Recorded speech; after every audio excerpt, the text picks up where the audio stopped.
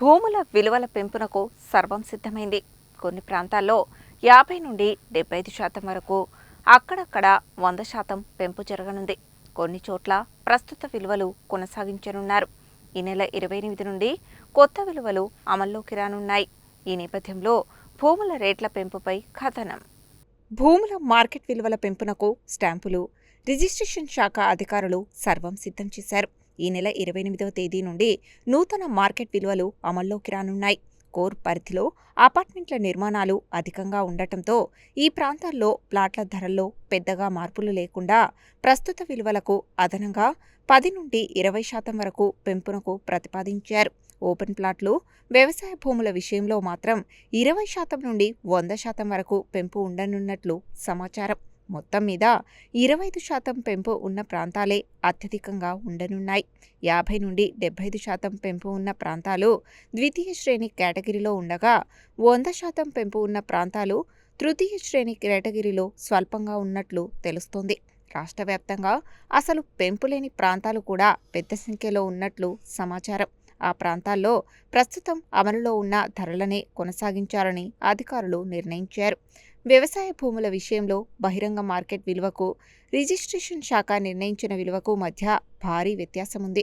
ఈ నేపథ్యంలో పరిశ్రమలు, ప్రధాన రహదారులకు ఆనుకొని ఉన్న ప్రాంతాల్లో ప్రస్తుతం ఉన్న బహిరంగ మార్కెట్ విలువలను పరిగణనలోకి తీసుకుని రిజిస్ట్రేషన్ విలువలను నిర్ణయిస్తున్నారు. అయితే దీనిపై ఇంకా పూర్తి స్పష్టత రావాల్సి ఉంది. అదనపు కలెక్టర్ల పర్యవేక్షణలో ఈ కసరత్తు కొనసాగుతోంది. ఇప్పటికే తహసీల్దార్లు ఆయా మండలాల పరిధిలో భూముల విలువల్లో ఉన్న అంతరాలపై సమాచారాన్ని అదనపు కలెక్టర్లకు అందజేశారు. సోమవారం జరిగే సమావేశంలో జిల్లాల స్థాయిలో తుది నిర్ణయం తీసుకునే అవకాశం ఉన్నట్లు తెలుస్తోంది. ఔటర్ రింగ్ రోడ్ అవతల ఉన్న ప్రాంతాల్లో వ్యవసాయ భూముల విలువలను 100%కి మించి పెంచాలని కొందరు తహసీల్దార్లు ప్రతిపాదించినట్లు సమాచారం.